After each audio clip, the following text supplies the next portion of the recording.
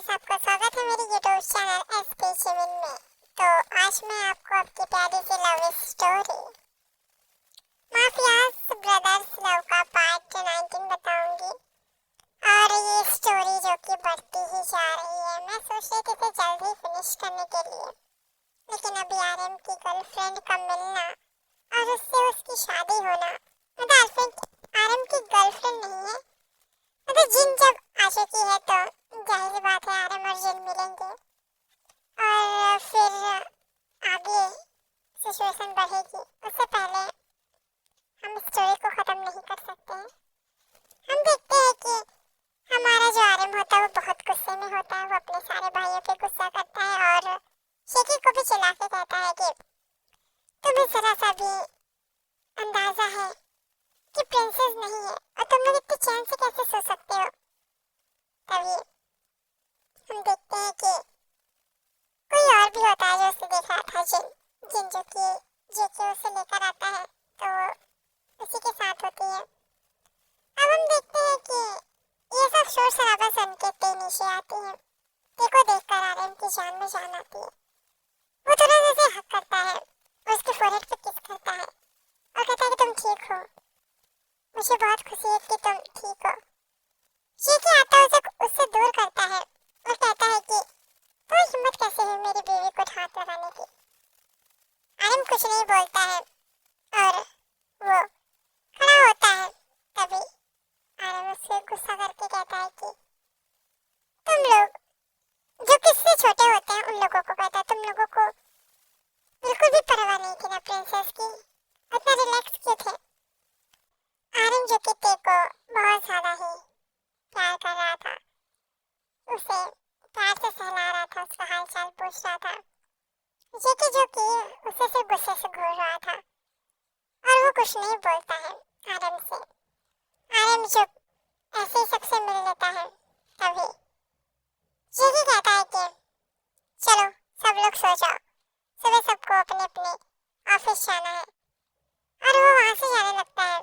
तभी आरएम कहता है कि तुम उससे बिना बात किए कहाँ जा रहे हो, आखिर मुझे बताओ कि ये सब कैसे हुआ। जेके गुस्से में कहता है तुम ये सब जानकर क्या करोगे। हाँ, तुम तो गए थे ना अपनी प्रेमिका से मिलने, जब उसके साथ तुम टाइम स्पेंड करके आए हो तो तुम्हें मेरी वाइफ के बारे में जानने की क्या जरूरत है। हाँ, ऐसे बोलकर वो गुस्से से चला जाता है।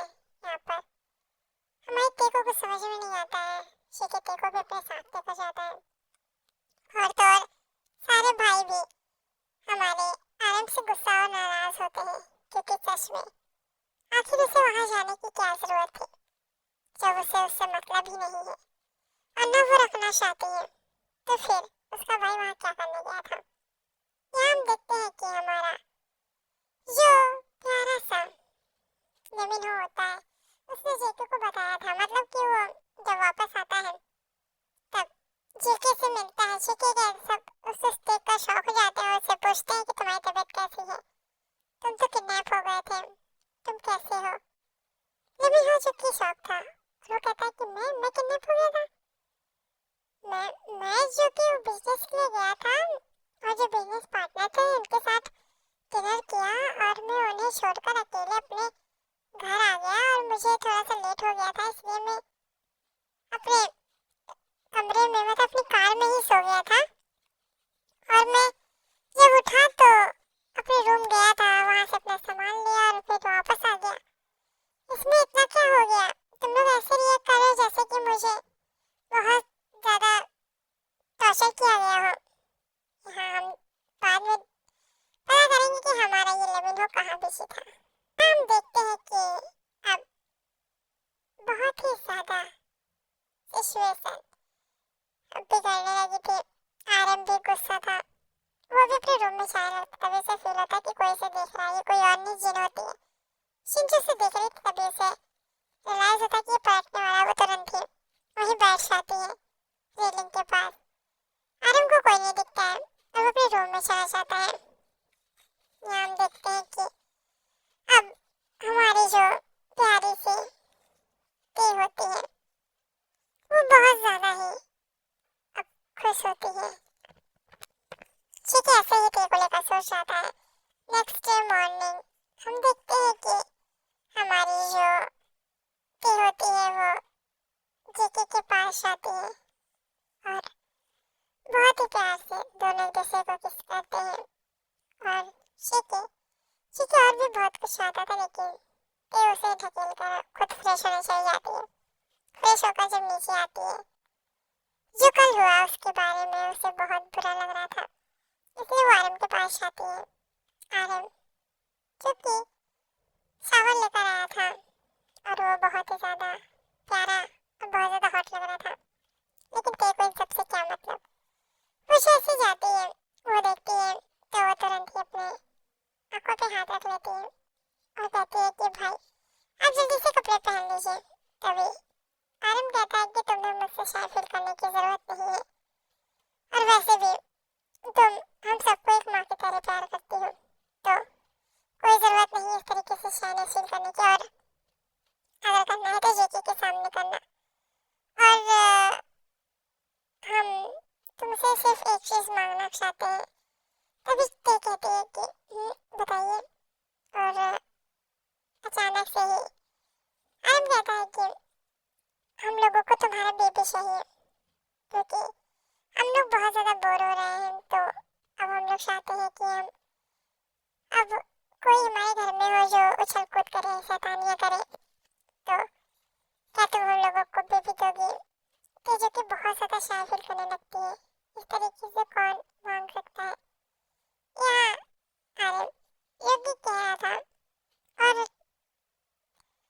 कैसे कहता है कि तुम टेंशन मत लो, तुम्हारी पढ़ाई में कोई लॉस नहीं होगा, तुम्हें मैं पढ़ा दिया करूंगा, लेकिन अगर तुम बेबी कर लो तो हम लोगों को बहुत ही अच्छा लगेगा।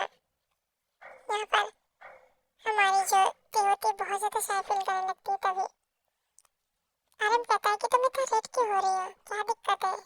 तभी पीछे से जेके आके कहता है उसे शर्म आ रही है, तुम इस तरीके से सामने से कैसे बोल सकते हो, तुम्हें शर्म नहीं आती?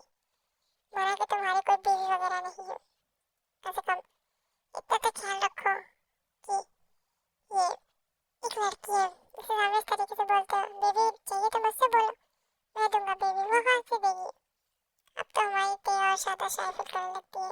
दोनों ही भाई ऐसी ऐसी बातें कर रहे थे कि वो और ज्यादा लेट होती जा रही है। वो उन लोगों के रूम से निकलकर, मतलब कैरम के रूम से निकलकर बाहर सोफे पे बैठती है। तभी अब हमारा युंगी आ जाता है। युंगी से देख के कहता है भाभी आप इतना लेट क्यों है? और वो जो कि उसे सोफे पे लेटा देता है, कहता है आराम करिए, अभी मैं डॉक्टर को कॉल करता हूँ। यहाँ हम देखते हैं वो कुछ बोलने वाली होती है, तभी लेमिन हो आ जाता है। वो भी कहता है चुप, बिल्कुल चुप, आप एक लफ्ज नहीं निकालेंगे, आपको यही आराम करना है, आप बहुत ज्यादा लेट हो रही है। अब वो जब कुछ बोलने जाती है तभी उसे कोई और डांट देता है, और हॉबी भी उसे डांट देते हैं, कहते हैं आप चुप रहिए, जल्दी से तुम लोग डॉक्टर को कॉल करो, भाभी बहुत ज्यादा लेट हो रही है। अब हमारी ते अपने सर पीट लेती है, कहती है कि अब मैं क्या करूँ? तभी यहाँ पर चीखे आता और कहता है कि सबके साथ एक जगह खड़े हो जाओ, ये तुम लोग क्या कर रहे हो? अगर वो रेड हो रही है इसका मतलब ये नहीं कि उसे कुछ हुआ है, वो शाय फील कर रही है। तभी बाकी कहते हैं कि क्यों, भाभी को क्यों शाय फील करना है? तभी शेके जो कि कुछ कहने वाला था, तभी कि वहां से उठकर रूम में चली जाती है। शेके शेके एक गर्दन टेढ़ी करके, मतलब अपनी गर्दन टेढ़ी करके कहता है कि वो तुम लोगों को जानने की जरूरत नहीं है, और उधर तभी वाइफ के पीछे पीछे चला जाता है।